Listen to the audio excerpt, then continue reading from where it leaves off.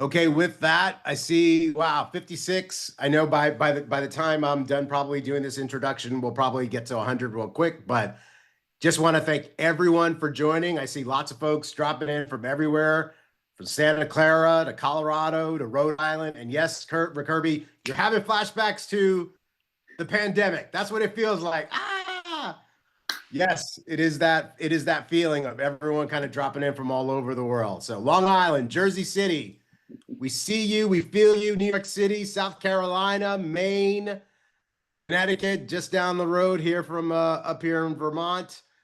Just want to thank you all for joining us on what is probably yet another momentous night, evening for wherever in the world, whatever you're doing, there's a lot going on. So why don't we actually get started? Thank you all for joining us tonight and for our second VCFA Community Assembly. I'm Andrew Ramsamy, president of Vermont College of Fine Arts. And 2 weeks from yesterday, we officially begin our summer residency at Cal Arts, our first full summer residency on campus, and our second time since being there, which will be this past winter, our first time, and our second time. Tonight, our theme is around collective creative practice, and I honestly can't believe it. It couldn't be more timely. So we're gathering at a moment that demands reflection and response. Whether you're an artist in Los Angeles, an artist in New York, or any of the places that you're dropping in from tonight, we're all confronted with the reality of intensified political pressure from protests that are happening outside so many institutions across the country and around the world, to the growing scrutiny and silencing of immigrants and expression. We're also seeing the continuation of book bans across the US, lawmakers attacking DEI initiatives, and arts funding that is drying up. And globally, we know that conflict continues, displacement continues, injustice continues, and we know how overwhelming that can all feel. So I want to open up with this question, not just for our guests, but for all of us here tonight. Given what's unfolding right now in LA, and Rickerby is going to speak to that very shortly, and in so many places around the world. Last night I was watching protests were happening in Austin, Texas, and just as we were coming online tonight, Kayhan was talking about Foley Square in New York City. How should we as artists respond to this moment? And what role do we have not only in bearing witness, but also in building new ways forward? This evening, we're honored to be joined by two extraordinary artists whose work is not only visionary, but deeply collaborative and community rooted. First, I want to introduce Kayhan Irani. She's an Emmy Award-winning artist and cultural strategist who uses storytelling to foster healing, justice, and transformation. And Kayhan and I are old friends. We go back to high school, LaGuardia High School. And this weekend, she and I will be celebrating our 30th high school reunion at LaGuardia. So please help me welcome Kayhan Irani.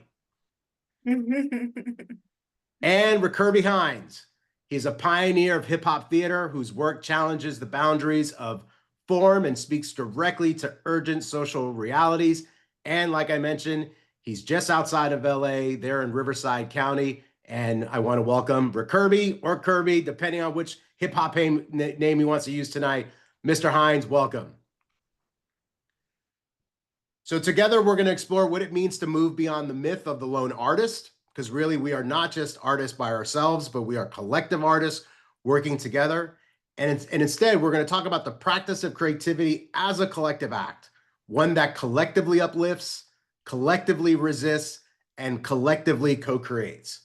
So with that question in mind, I'd love to begin. And I'm going to start with you, Rickerby, because you're as close to the action of what's going on in LA right now.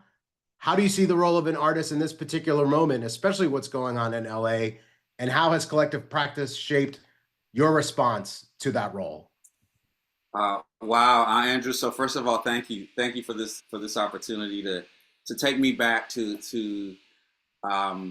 those COVID Zoom spaces and remember how fortunate we are to be where we are at this point, globally and nationally. So they say that I'm a hip hop theater pioneer, and I usually joke and say that just means you're old. But for me, Two things. One, collaboration as a playwright, as a hip hop theater practitioner, has always been paramount in my creative process. Um, Even though I enjoy the solitude of writing a play on my own, of being God of my domain as I am creating these worlds and you know, building characters and spaces and themes and plots. My work always takes me to a community development process, maybe sooner than other types of playwriting. Meaning the kind of work that I create uses these elements of MC and breakdance and DJing, graffiti and knowledge as a proactive way of telling stories. I've used all of the elements in multiple forms. So I've used beatboxing as a primary language of the stage. I've used tableaus as a re-envisioning of how the element of graffiti can work on the stage as a means of storytelling. I've used crump dancing and spoken word as a means of storytelling. And so in those cases, I have to collaborate sooner than later. The stories that I want to tell live in the bodies of the performers, probably more so than they live in my pen or in my computer. And so for me, whenever I sit down to create, it is about the community that will help me build this vision and this idea of what I'm doing. Hmm. Um, the play that I'm working on now, very briefly, is called The Last Play by Rickerby Hinds. And the premise is that a playwright named Rickerby Hinds has been commissioned to write a play, but is stuck. And this playwright named Rickerby Hinds decides that the way to become unstuck is to bring characters to life from previous plays that he has written. And these characters will in turn help him to write this new play.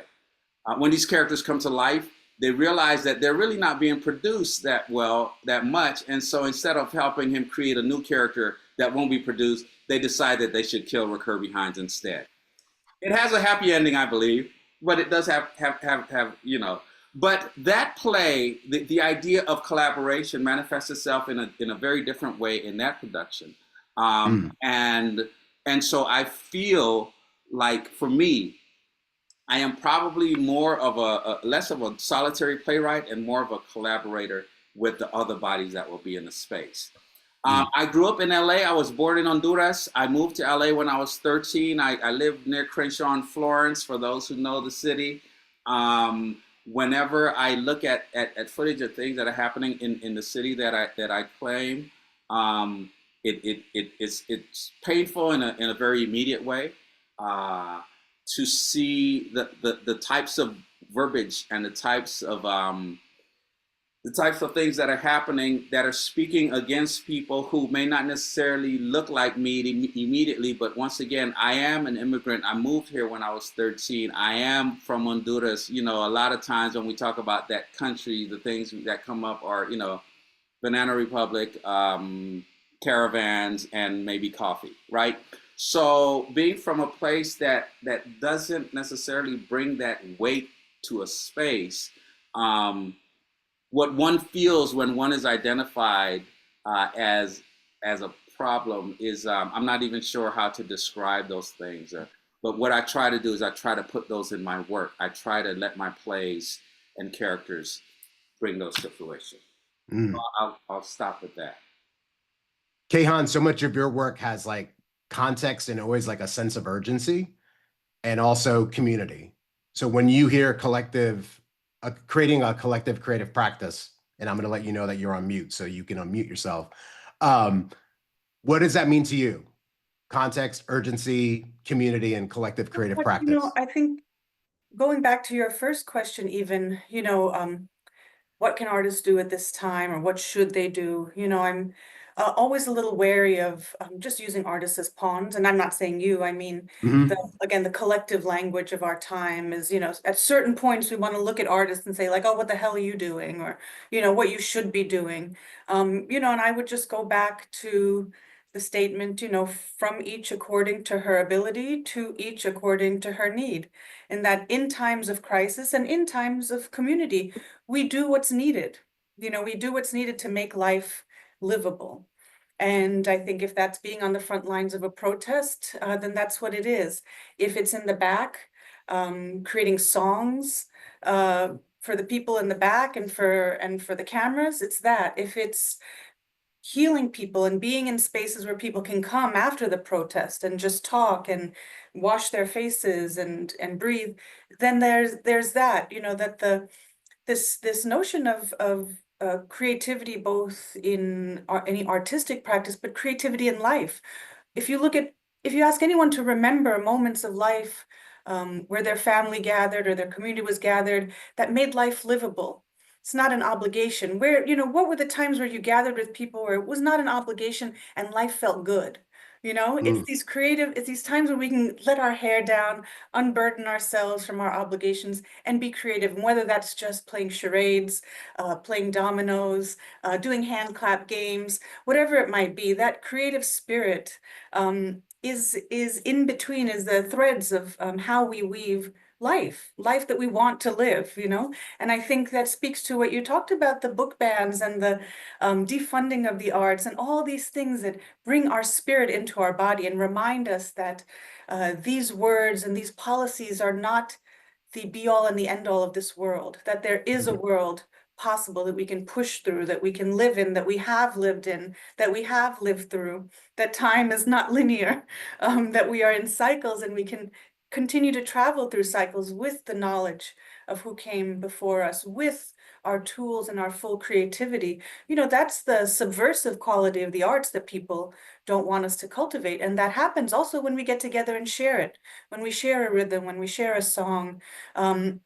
Rickerby, when I was hearing more about your work, what you're doing is subversive art, right? When you were first doing it, it wasn't a field, right? Hip hop theater was not a field. In No. fact, you probably annoyed people by calling it theater, because they wanted to define what theater was, And so this life-giving art, these waters of life and water of spirit are also subversive. And so we Mm. always are kind of floating in that we can't get away from it. If we're really pushing life in all of its complexity and all of what it could be, we're pushing every field, we're pushing language. We started, Andrew, talking about when we were in high school, our freshman year of high school, our high school had a walkout in support of the protesters in LA who were fighting the Rodney King verdict. I called it riots. I said, "Oh, remember, Andrew, we walked out, it was Yep. the riots, the Rodney King riots." And then you corrected me and you said, "Oh no, Kayhan, that's that language is incorrect. It's actually protest. People are fighting for something, right?" So it's even that, pushing back against the language that's used to kind of leash us to this reality, to leash us to say, "Oh, what we're doing is wrong." Actually, even though it's quite painful, I'm finding great joy. I'm so grateful to the protesters. I'm so grateful for them showing us what beautiful intergenerational struggle can look like. The young people, the old people, all the races, all the expressions. I mean, every subculture I feel is also out there. The union organizers, the motorcycle riders, like every subculture is expressing themselves and saying, "We want to live on this earth in dignity. We want to live on this earth as brothers and sisters, not in a cage," And yeah, that's just, these are some of the things I think about when I think of the role of artists, right? And how we make this world worth living. Can I jump in? Please do. So I am currently working on a performance called Haya, which means life, with half the cast from South Africa and half the cast from the United States. We are exploring the parallels between the passing of the Civil Rights Act in 1964 and the fall of apartheid in 1994. And what I wanted to just add was that what we are doing is we're exploring how the arts was a part of those. It was not an ancillary thing. It was integral. Mahalia Jackson singing "Precious Lord, Take My Hand" for Martin Luther King as he's, working through these things. The Toy Toy and the movement and the chants of the anti-apartheid movement. That's art. Like, that's that's the way I see my function in the world, being integrated and not being, yes, and yes, we're a respite. Yes, we help people laugh and sing and feel, but also we are a part of the whole. So I just wanted Mhm. Well, to. and as you were saying that, it reminded me of that scene when, and not all of us can be all fortunate to be Lin-Manuel Miranda, but that first time when Lin-Manuel Miranda presented the Hamilton mixtape at the White House and explaining to everyone, like, you don't know what this is, but I'm going to tell you what it is and I'm going to present it for you. Can you Yes. talk about being in that role of an artist, and especially as our artists will come together in community coming in 2 weeks, that perhaps Yeah. they're going to present their own version of a Hamilton mixtape that no one has ever heard of. And the audience might giggle. The audience might take a pause. And just in that moment of that uncertainty, what should you do? And how do you prepare yourself for that moment? This is this is the beauty, right? So I go back to the whole hip hop theater pioneer thing. So I'm look, I'm 60 years old. So when I moved to the U.S. in '77, hip hop was getting started, and that was my indoctrination into popular culture.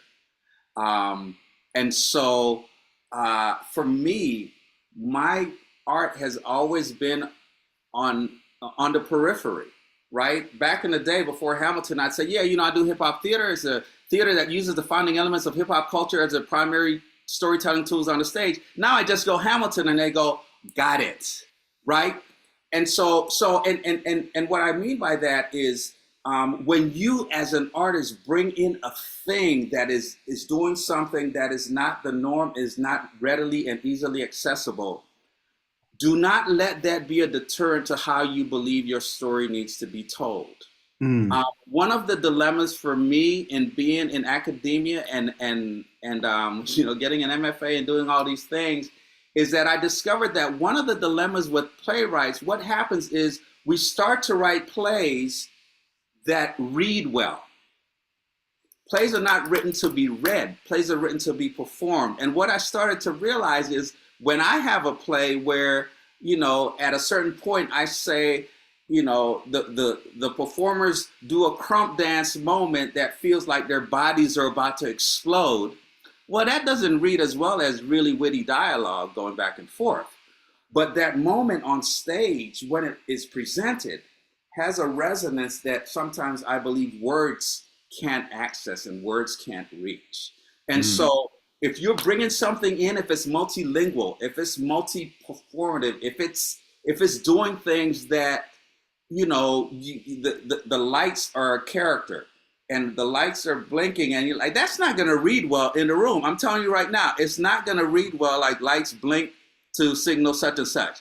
But when it happens in a theater and it works, that's the beauty of the fearlessness that you have to have. And like I said, I did this many times. I'm doing things that are from a small island off the northern coast of Honduras, and people are like, okay, we have no idea where they are, what this means, but right. there's something there that's powerful that connects us all. Well, I would just like to build on that, but first also say that, Rickerby, you just uphold the adage of black don't crack. I mean, I'm just so jealous of how smooth and beautiful your skin looks. You telling me you're 60, I'm like, gosh darn it.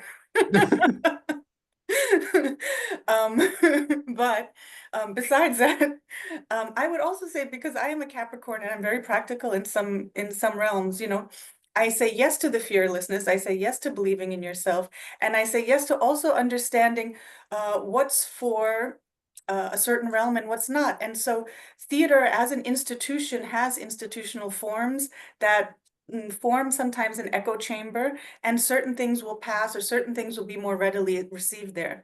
But there's an entire world outside the theater world who wants to experience and see theater, right? They just may not resonate with the wit or the jargon or, even the ticket prices of what we call the Mm, theater world, And so there are so many places you can do theater, right? So there's also fearlessness you have to bring to your work of being like, hey, listen, I want to do this here. I want to do this in this storefront. I want to do this in this handball court. And really finding the places that people will resonate and really be excited about your work, and also knowing that okay, there's a type of theater that is more appropriate to submit. In a process where it's going to be read by some peer reviewers and so on and so forth, and that everything doesn't have to be everything. Now at least there is more of a language around transdisciplinary, interdisciplinary, mixing of forms in media. I mean, back when I was creating, it wasn't, it right. really was very, very limited. Street theater, political theater was just like not theater. Like that is absolutely not theater. And luckily, of course, in Vermont, you have Bread and Puppets, which has a very long history of street theater, political theater, puppet theater, all being vibrant and legible.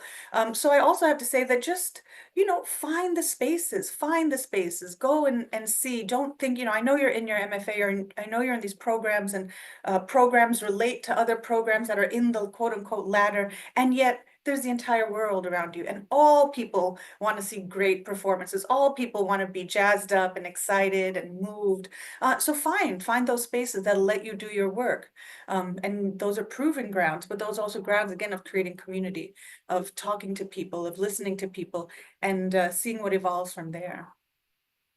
So let's double click. And as we double click a little bit more, if you have questions, be sure to drop them in the Q&A chat so that when we get towards the not tail end of this conversation, but the conversation where we truly transition it over to your questions and what your thoughts are, that we're ready to go. Let's kind of double click on somewhat what you're talking about. We're talking about kind of like facing critique, potentially feeling isolated when you get into those critiques, and dealing with like all of the artistic risks that goes with all of that. And Rickerby, you and I were talking about last week about like talkbacks during the plays. And of course, when students come to residency, they will be having their work critiqued. Talk about how that doesn't either become deeply personal or does become deeply personal. And what do you do with that? How do you process those critiques so that you don't become isolated and feel like you're taking an artistic risk where you might shut down and just check out? Yes, yes. So the last play by Rickerby Hinds is the most freedom I've had in writing a play since I started writing. And that freedom came because I really believe that this is the last play that I'm going to write. This is the last, hey, I have this great idea. Let me sit down and write this play and hope someone produces that play that I'm ever going to write. And with that freedom, though, and inserting my name and a character who is kind of me into the play, took that critique, that feedback to an entire different level, right? We all know as writers that every character we create, when someone goes, "Ooh, I didn't find that character very interesting at this point," a little piece of us is like, "Oh, you're pinching me right there." Well, if you name the character after yourself and they go, "This character just seems a little like an asshole," you're like, okay, how much of that is coming directly? Um, a couple of things I want you to keep in mind as you are hearing your work and you are getting feedback. It is a tenuous place to exist in when you are in those readings. In my program, when we read our first drafts, it was playwrights reading, and I was one of them. And I am not a very good reader. I'm just not. And so, for if you are hearing me deliver your lines of dialogue and I'm stumbling through them and I'm not getting there, I'm not getting to your intention, be very careful about making changes or making decisions based on those spaces. I had a very good friend who was part of my cohort, and we did a reading of their play, and they got notes and feedback, and they went back and they tried to incorporate all of the notes into the play, came back, we did another reading of the play, and after we read it, she goes, I'm not working on it. This isn't a play I wrote. I'm not working on this play anymore. And she abandoned it. And it was because of, trying to take those things into consideration. What I will always say is consider the source. What I will always say, like that's a brilliant thing I just made up. Um, consider the source of the feedback and listen to what is being said, whether it's about the work itself or whether it's about how that person might have done the thing you did, and also, and this is not as easily done when you're in an MFA space. There are times when my work is not ready to be experienced by other human beings. And what happens when my work goes out too early is I find myself defending things or pushing back on things that I know weren't ready to be discussed or explored. And so if but as you need that maturity as a writer to be able to say, you know what, I hear that note. Thank you for that note. And in your mind knowing, yeah, I know this works. I know this works. So I had in the rehearsal for the last play, I had a moment where one of the characters was doing a line. It was to a rhythm, and he was doing it. And at one point, he goes, "This doesn't work. Like you need to rewrite it." And this is the thing about when you said okay to one change, everyone thinks they can add more changes. You can't. Stop trying to add changes. Just. So what I did was I said it can work, and don't do this if you're in a room. And I did it. I showed how the syllables could work. The reason I could do that is because I had been in this office for a year and a half doing it so that I knew, like I knew that would work. And so we as writers, we have to put in the work in order to be secure in the room when there are other bodies in that room, designers, directors, actors, exploring that work. And I'll just jump right in on that and just say that even at home, as you're working, get a writing group or a reading group together and just read scenes, read pages. The more you can just hear it out loud, the more you also know what's not working or what isn't working, what sounds awkward. And so that also helps to beef up and get you ready for, when you're having your critique through your program or, through like the panel or whatever it is. And I would also say come with questions that you're exploring, right? Mm, You're going into critique saying mm. like, I'm struggling right here. It's not about, this process is not about being perfect. It really is about saying, how do we build this up and make it as robust as possible? So what are you struggling with? What are you saying? Like, you know what, this spot and this spot, I've really been slogging through and I haven't quite got it. Does anyone have feedback for me about it? Right? Like be also precise and asking for what you need and saying like, where are things, or I have two versions of this. And in this point it does this and at this point it does this, like what makes sense, like just be in that conversation so that it works for you. Yeah. Well, and I certainly hope when people are hearing this conversation, and clearly we're talking about the written word, we're talking about performance and theater, that regardless of what discipline you're in, graphic design, visual art, music composition, right? And of course, our writing programs and our film programs, which might be documentary film, experimental film, whatever, that you're hearing about the process, Yes. not hearing about specifically about, oh, they said about this and it only applies to writing, right? We're talking about this in a very kind of collective way and a collective understanding. So For sure. hopefully you're taking little Lego pieces from these conversations and thinking about that. And I love that thought, Kayhan, of actually saying, rather than just doing the whole feedback session, I'm actually going to bring a problem to you to hopefully can be solved, right? Through this kind of collective practice, Exactly. right? So that to me is so key and critical. It's actually doing your own homework before you actually even show up to residency, right? Because it's one thing to be like, okay, now I'm going to read my work and like, okay, now you guys all figure it out. It'd even be better if you came to work and said, truly what you just said, Kayhan, right? I'm struggling with this thing. I'm slogging through this. I'm trying to figure this thing out. Or in Rickerby's mind, where it's like, yeah, I might have it figured out, but let's see if there's also a process that could naturally yield a result in an organic way that gets us to that place too, right? So, I mean, you've both talked about your work. Kayhan, I want to talk to you specifically about this project that you're working on with BMW. And yes, the BMW, the Bavarian Motor Works company, that you're doing right now, where you're taking work and doing workshops all across the world and working across borders and cultures and experiences. What have you learned in that kind of context of co-creation, and how do you ensure that that process honors everyone that's involved, especially when you're dealing with such issues that might become super localized when you're talking about the different places that you're traveling to with this project? Well, back it up, because I'm more like a project management support for that. So I'm not really having my creative hands in there. And Yeah. this is through BMW Culture, which is, yes, connected to BMW, but it's connected through the art car. They do an art car commission every few years. They commission a famous painter, visual artist to design an art car for them. And the last art car they commissioned was Ethiopian American artist Julie Moretu, who is an abstract painter. She recently painted a gigantic stained glass window in the Obama Library.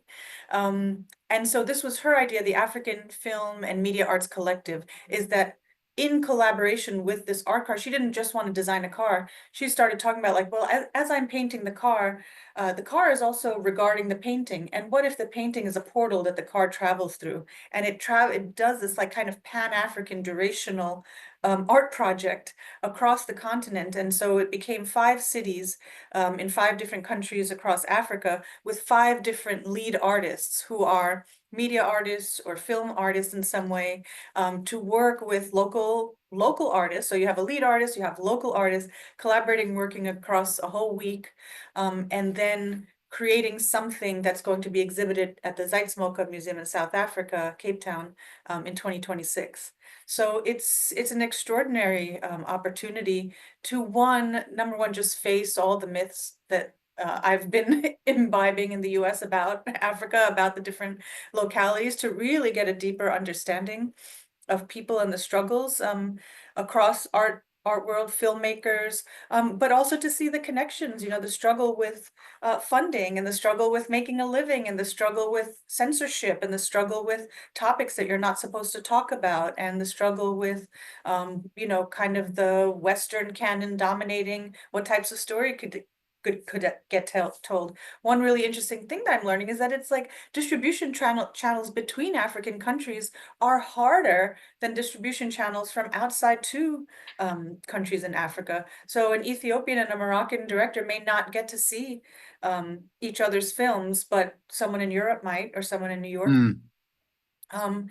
That in fact, these kind of distribution channels are really colonial structures. It's about taking the stories out or putting stories in. It's not about how do we talk to each other. So that's been a very, very deep structural challenge, but also something really interesting to face, is that how do we talk to each other? By meeting, by making art, by collaborating, by working through the contradictions and the misinformation and our assumptions of each other, and seeing what comes out of it. So that's been just, really world changing and life changing for me. Well, we have questions coming in on the Q&A, and I actually want to go to some of them right now. We have 2, so I'm going to ask the first one right now. And if you do have questions, be sure to click on that Q&A button. Gosh, this feels so much like the damn pandemic. Click on that Q&A button. Click on that Q&A button and ask your question. But Susan Squires has a question for both of you. Have you worked with dramaturgs, and what do you see their role in the process? And before we even get to that, what the hell is a dramaturg? Good question. It's such an ugly word, dramaturg. It's an ugly word, but what is a dramaturg, and what do you see their role in the process? Yes, I have worked with, and I'll just talk about my most recent, the last play by Rickerby Hinds. The dramaturg was also the director. They were dramaturg before they became the director. And a dramaturg is essentially, my loose definition, is someone who comes into the process of writing a play. Specifically, I'm going to deal with playwriting, who will give you guidance as to how the play itself is evolving. That guidance can be as specific as this character's arc is not complete. It can be, the plot is not moving forward. It can be, have you thought of taking this scene and moving it here? So dramaturgy is really someone who is focused on the script itself, the words themselves, before they move into the bodies of actors, and even after that happens. So the last play by Rickerby Hinds, I had a dramaturg that, we sent them the first draft. They gave me notes, did rewrites, sent the second draft, and I find dramaturgs to be an invaluable resource when you can access a dramaturg. For a writer, there are few things as pleasurable as someone actually reading your work. and that increases exponentially when someone actually reads it and has notes and thoughts about it, where you can see they have taken the time to be meticulous about it. And so dramaturgy I found it to be invaluable. It's the same caution I give with your cohort members giving you notes in the class. I give you with the dramaturgs. Some dramaturgs know what you're doing. They understand your style and storytelling. In my case, my dramaturg had to be bilingual, so they understand English and Spanish, and even some types of Creole that I include in the work itself. But I have found that dramaturgical person to be invaluable in my process. And it's not something that I had early on. Dramaturgs really became more prevalent, more present, probably the past 10, 15 years, I think, or so.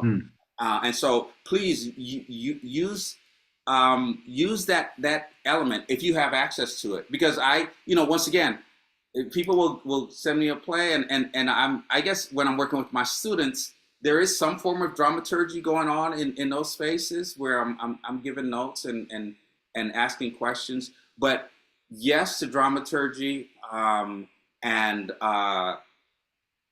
it's like all of these other parts of this creative process. When do you bring a dramaturg in? Sometimes you want to cheat. We're like, I don't know what the hell I'm doing here. Maybe if I bring it and ask the question, someone will help me write the thing. That's not, for me, at least that's not the use. That's not the proper use or the useful way to have a dramaturg in your space. Give them a thing that's a thing, and then see how that thing works for them. Yes, and I would say that in the best case, a dramaturg is someone who helps you tell the story that you want to tell, that in the only way that you can tell it, And so, as Rickerby said, there's a spectrum of dramaturgs. Some are there to check dates and make sure, this is consistent throughout the play and the story is not changing.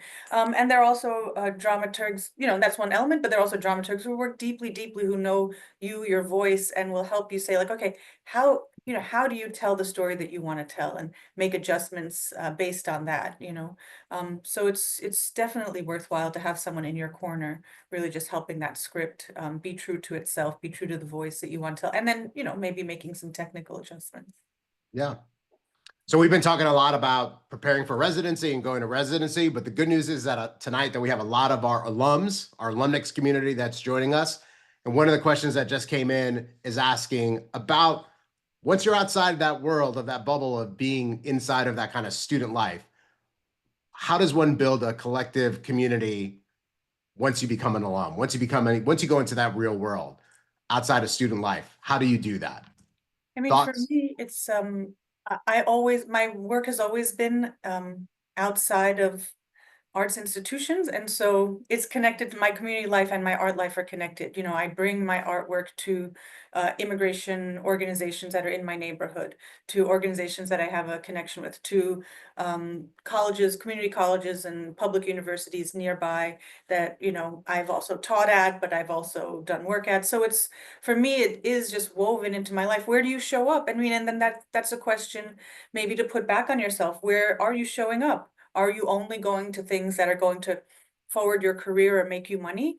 Where are you showing up just to be of service and be a human together with other people? That's also where your art will grow, and where, again, your community will feed you and will show you, what needs to be talked about or what's happening. So it's that, and then also finding creative groups. So people who are professionals doing the art that you do, who want to exchange ideas, want to exchange work. Again, if we're talking about writers, having a group of other writers who will say, okay, once a week or every 2 weeks, we'll gather, we'll read somebody else's play or a couple of people's play each time and give each other feedback and, have some wine and some, snacks. So it's really just finding ways to, people who you like, people who you want to work with. I mean, I had a writing group for many, many years. One was a group of women who I would meet outside of that writing group, and another writing group I had were people I never talked to outside the writing group. They were only my writing group friends, I never would invite them out to go to see something.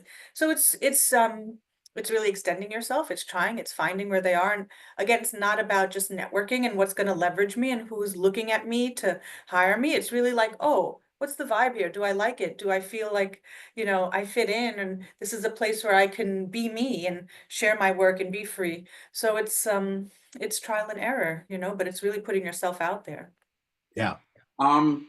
So there's a thing that happened to me right after I finished graduate school, which was that fear of writing on my own. And what I mean by that is when you're in this community, right now you have a cohort, you're part of, this bigger picture. And what you develop over time is for me, there were cohort members who I knew got my work. And so I would get different things from different folks. Lori was the musical person. So I knew Lori was always going to say, Curb, this feels like a musical. And, John, wrote plays about, the plague and understood. So I had this community that I knew if I produced 15 pages, I could give it to them and they would read it and they would give me feedback, knowing my style of writing and my work. After I left, I had this feeling, this moment of like, oh shit, now how do, I can't keep going back to them, which I did. I kept that community for a while. But for me, it became more about building community spaces where my element or what I brought to the table was a part of a different kind of a space. What I mean by that is I began working with folks at, spoken word spots. So that's how I began working with beatboxers and poets and breakdancers. And so the after for me evolved into a collaborative space that was less writers focused and more focused on me being a part of that community that brought different elements that I could not verbalize, that I couldn't put on a page. And I also kept in touch, and I kept that core of folks who I knew understood my writing, who I knew understood when I referenced KRS-One. They're like, oh yeah, Curb, Boogie Down Production or, Public Enemy. Like I didn't have to explain it. They understood my work, they understood points of reference. And in a sense, there is a shorthand. One of my main collaborators, his name is John Merchant, he's a beatboxer. We have a shorthand where I'm like, dude, do it less like De La Soul and more like Jay-Z. And he's like, okay, cool. I know what you're saying. So those things became just as important as having fellow writers to be a part of my space. So Annalise asks, something that comes up a lot in my writing circle is the idea of ownership over an experience. How do you navigate creating art for the collective without making it about you? I'm not sure what that question is asking. I Well, guess and I think similar to, Rickerby, were you a beatboxer? Were you a breakdancer? Were you any of these things that you write about? So this is so for me, ownership in these collaborative spaces is I enter the space with the idea that this will be a shared thing. And I use the word thing because it'll be a shared experience, it'll be a shared whatever comes out of it. The piece that I'm working on, for instance, with South African performers is a devised piece. It's a piece that we're building together, 8 performers with a director, and I am something in that space. But what we are building won't be attributed to a single person. It will be attributed to this company, this group of 8 people, 10 people who brought. I don't understand the nuances of the toy, or I don't understand some of the rhythms that come from a South African space, or even someone who is a singer. One of the performers is an amazing gospel singer and can evoke those things. And then beatboxing. So all of these elements are being used to build this thing collectively. So it becomes a collaborative piece. I wrote a play called Black Box by Henry Box Brown. It's based on the life of a gentleman who shipped himself to freedom in 1849 in a box. 90% of the words that I use in that play are from Henry Box Brown's narrative. So the official name of the play is, Black Box by Henry Box Brown, adapted by Rickerby Hinds. Now, that I may be trying to do too much, really, but the point is, I so appreciate the contributions of others in my work, and I never want to shortchange what is given and what is done, because, like I said, I am a writer. I'm not an MC who wanted to MC and didn't. I'm not a break dancer. I can't do this behind. I am a storyteller, and in order for my stories to come to life, I need those other folks. Well, and I think you just kind of said, I mean, in a way, and we didn't say the word, but attribution, Of course, yes. right? I would even How do say you like make sure that that represents and that shows up, Kayhan, in terms of attribution? no, and so I would say ultimately it comes down to who are you accountable to. So what I was hearing Kirby say in attribution is that he didn't have to put adapted by, but he is accountable to the stories of other Black men, other Black people. At the end of the day, who does he want to be accountable to, right? It's not about like, oh, I'm scared of accountability. It's like, no, I want to be with you. I want to be accountable to the world that we're creating and how we are seen in the world. Yes. And so you're all coming with me. And so in that sense, then you have to ask, who am I accountable to? Who do I want to be accountable to? So then how does that shape the voice, the attribution, who owns this piece, how the world receives it, right? And that then pushes the individual out and centers the community. And sometimes those are just conversations to be had, like, oh, okay, the world really doesn't see this unless there's an author. So we all have to be authors, or, it technically the author writes this much of it and the co-authors write that much. So and so sometimes it's also just having those conversations together when you're co-creating. But ultimately it's saying, if you're talking about just how is a story going to be seen and received, and it's not about me othering a community, well, then who are you accountable to and want to be accountable to? And so what's that story then? Mm-hmm. Yeah.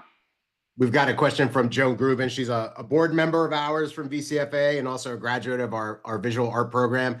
And she's asking, she's always interested in influence in whatever form. What do you feel helped form you, shaped you, and set you on your path?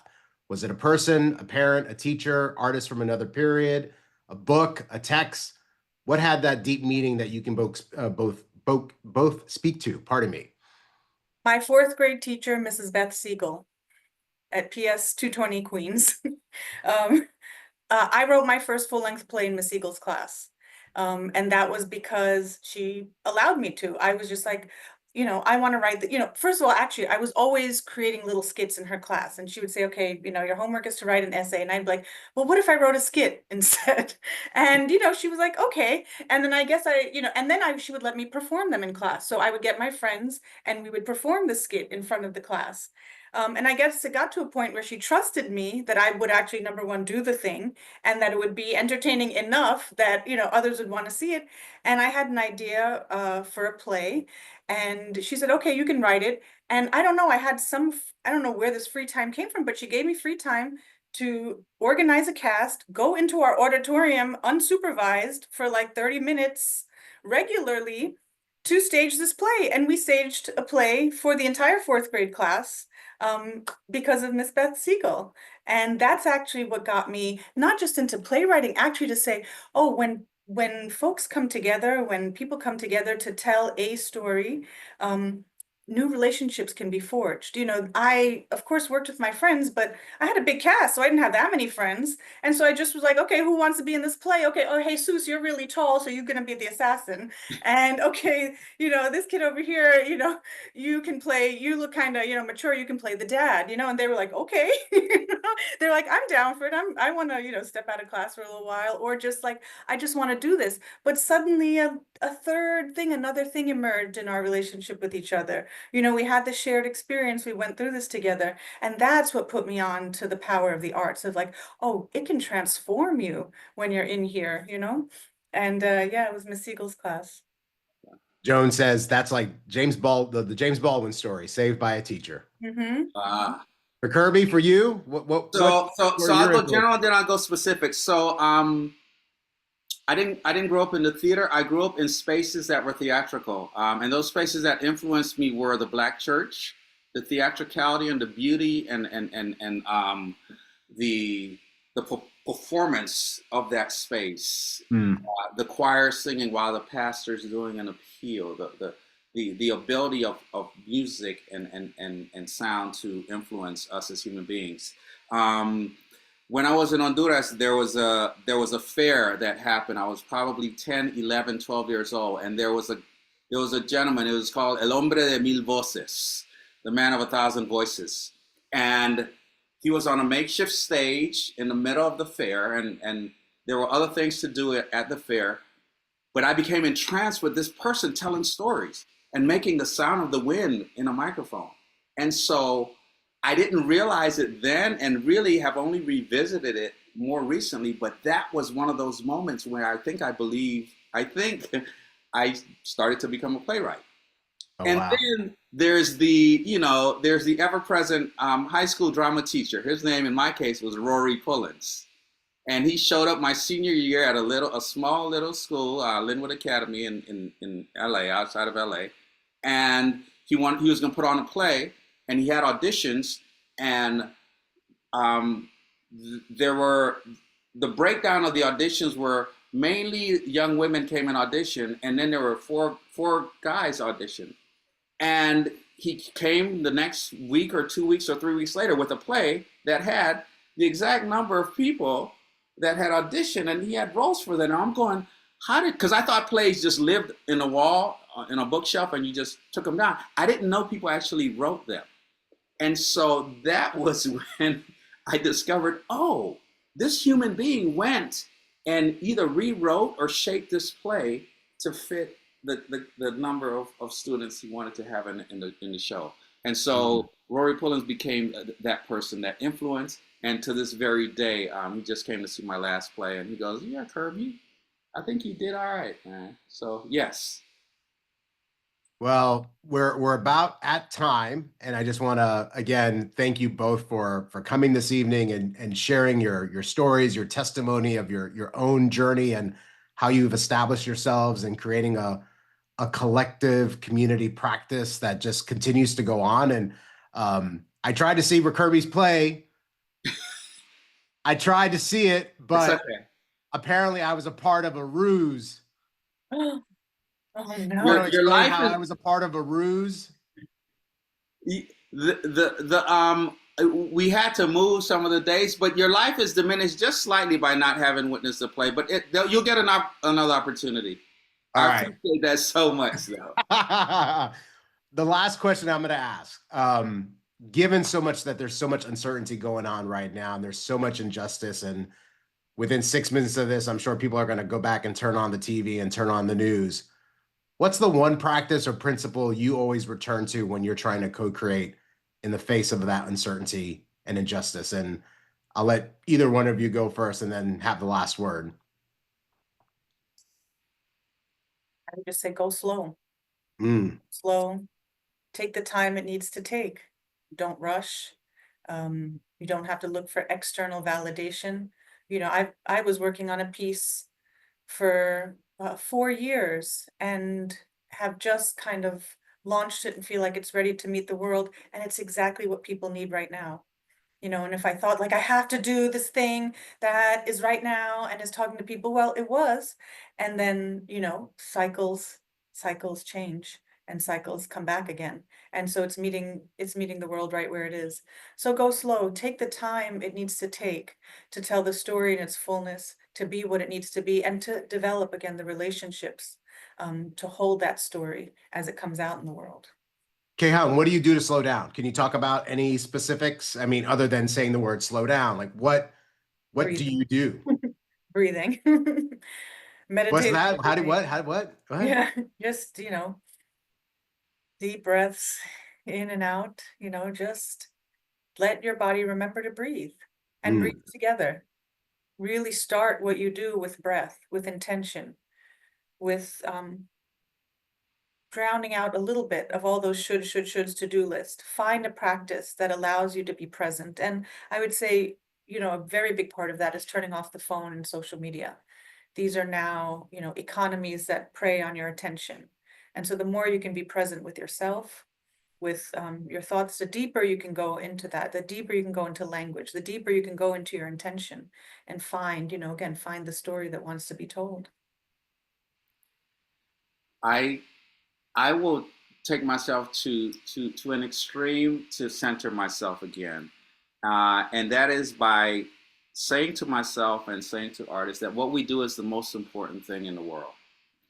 Um, and what I mean by that is I work at a university where science and engineering and agriculture, you know, uh, uh, making a better avocado is supported in massive ways, right? If we just look financially, and the arts are sometimes we're kind of semi afterthoughty, um, but remembering that what we do is what folks are doing all of the other things to do. We work in order to enjoy blank. That blank is usually some form of art. So what we do is what I believe as human beings, we're all headed in, we're moving towards that thing, whether we're doing business, whether we're making a better avocado, or whether we're making cars drive themselves. We want to drive somewhere, and that somewhere I believe is usually towards what we as artists do. So that's where I begin before I start to be reminded that, I work in the theater. But it's all love. Mhm. Mhm. well, Rickerby, Kayhan, thank you so much for joining us this evening. I really appreciate it. It's about to be 9 o'clock here on the East Coast, and for those of you on the West Coast, just getting into the 6 o'clock hour, it really means a lot to me that both of you were able to join us tonight.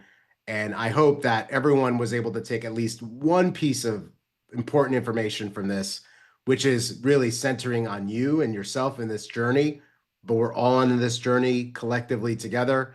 And whether you're a part of our community right now as a student, a member of our alumnus community, or just a member of the greater VCFA community, it's always a good time to call up that friend and just check in and make sure that they're doing okay.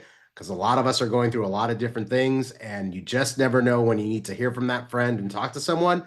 So remember that community, whether you're currently in that community or part of that community, you want to go back and talk to someone you haven't spoke to in a long time, to start that conversation just from where you left it off. And hopefully tonight's conversation inspires you to do that. So once again, Kayhan, Rickerby, thank you so much for being with us this evening. Thank you all for joining us. And I look forward to seeing all of our students back in California.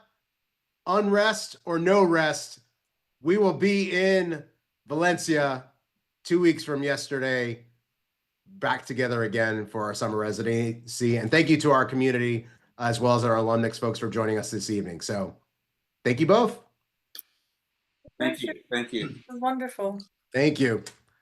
Mhm. All right.